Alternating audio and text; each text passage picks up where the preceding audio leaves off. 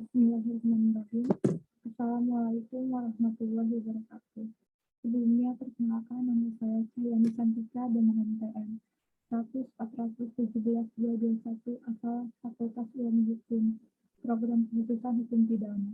Di sini saya akan mempresentasikan hasil penelitian studi saya yang berjudul Pertanggungjawaban Pidana tukang gigi dalam kasus malpraktek yang merugikan kesehatan pasien dihubungkan dengan Peraturan Menteri Kesehatan Nomor 39 Tahun 2014 tentang pembinaan, pengawasan, dan perizinan pekerjaan tukang gigi di bawah bimbingan Ibu Dr. Dini Dewi Hiniarti, SHMH, dan diuji oleh Profesor Dr. Haji Dey Rafena, SHMH. Saya mengambil judul tersebut didasari dengan latar belakang yaitu warga negara Indonesia memiliki hak untuk mendapatkan kesehatan dan pemerintah sebagai penyelenggara kepentingan umum pelaksanaannya memiliki kewajiban untuk meningkatkan kualitas kesehatan yang setinggi-tingginya bagi semua masyarakat dalam setiap pelayanan usaha kesehatan. Tukang gigi salah satu penyedia fasilitas kesehatan tradisional yang berfungsi untuk memperbaiki penampilan dan keamanan gigi. Namun tukang gigi kini banyak melakukan pekerjaan yang tidak sesuai dengan kewenangan yang telah diatur dalam Permenkes Nomor 39 Tahun 2014 dan tidak mempunyai pendidikan berdasarkan pengetahuan kedokteran gigi. Pemanfaatan untuk tukang gigi sangat tinggi dilihat dengan kebanyakan tukang gigi yang membuka praktek yang memasang iklan di media sosial. Tukang gigi tidak mempunyai kewenangan untuk memasang kawat gigi, bunuh gigi, pemasangan gigi palsu dengan memiliki usaha sehingga akan menimbulkan kerugian terhadap pasien serta tukang gigi harus bertanggung jawab atas kesalahan yang dilakukannya. Dan yang kedua ada identifikasi masalah. Yang pertama, bagaimana pertanggungjawaban hukum pidana terhadap pasien yang dirugikan oleh tukang gigi ditinjau dari KUHP dan Permenkes Nomor 39 Tahun 2014 tentang pengawasan, pembinaan, dan perizinan pekerjaan tukang gigi.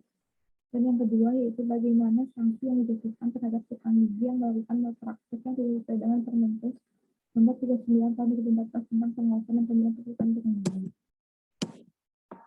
Selanjutnya saya menggunakan metode penelitian saya ini yaitu yang pertama spesifikasi penelitiannya. Yang pertama ada spesifikasi analisis, yang kedua ada metode pendekatannya yaitu sistematik, dan untuk sumber datanya yaitu ada sumber data bahan hukum primer, bahan hukum studi, dan bahan hukum tersier. Dan analisis datanya itu menggunakan yuridis kualitatif yang artinya seluruh data yang didapatkan dikaji, diinventarisasi dan ditulis sistematis, menyeluruh dan terintegrasi untuk mendapatkan kebiasaan yang lebih banyak. Hasil penelitiannya ada 2 poin, yaitu bentuk pelanggaran kewenangan praktik yang dilakukan oleh tukang gigi dan prosedur pemasangan kawat gigi, filler gigi, pencabutan gigi, dan pemasangan gigi palsu yang benar. Analisisnya, tukang gigi bertanggung jawab atas kerugian pasien yang ditimbulkan karena kesalahan tersebut. Berdasarkan pasal 58 ayat 1 Undang-Undang Nomor 9, tukang gigi berhak memberikan ganti rugi terhadap pasien akibat kesalahan kesalahan dan praktiknya.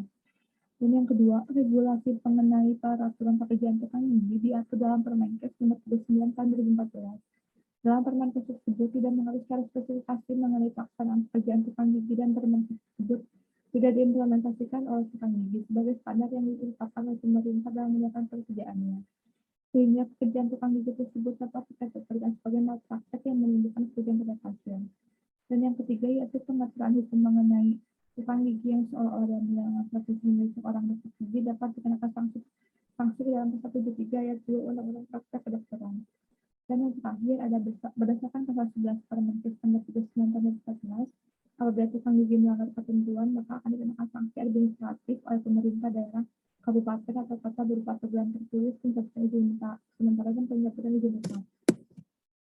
Kesimpulannya yaitu pertanggungjawaban hukum pidana terhadap pasien yang dirugikan oleh tukang gigi atas perbuatannya yang mengakibatkan kerugian terhadap pasien yang ditemukan karena kesalahan tersebut dalam menjalankan prosesnya dasarnya didasarkan pada ketentuan pasal 58 ayat 1 Undang-Undang Nomor 36 Tahun 2009 tentang kesehatan.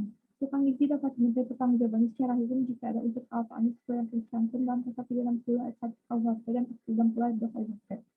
Dan yang kedua yaitu sanksi yang dijatuhkan terhadap tukang gigi yang melakukan malpraktek terdapat dalam sanksi pidana dalam pasal 78 Undang-Undang tentang praktek kedokteran.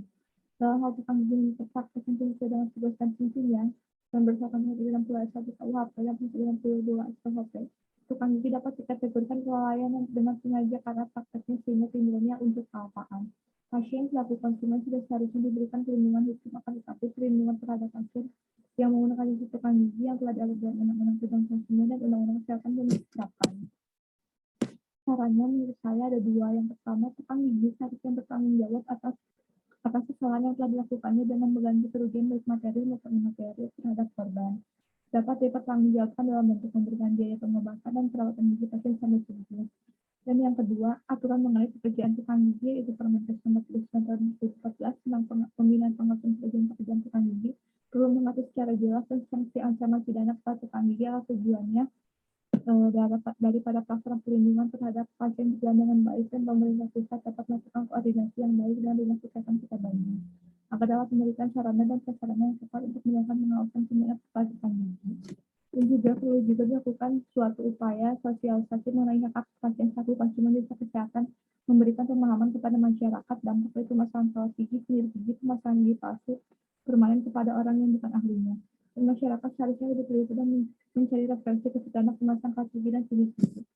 Sekian presentasi dari saya. Mohon maaf apabila masih banyak kesalahan. Wassalamualaikum warahmatullahi wabarakatuh.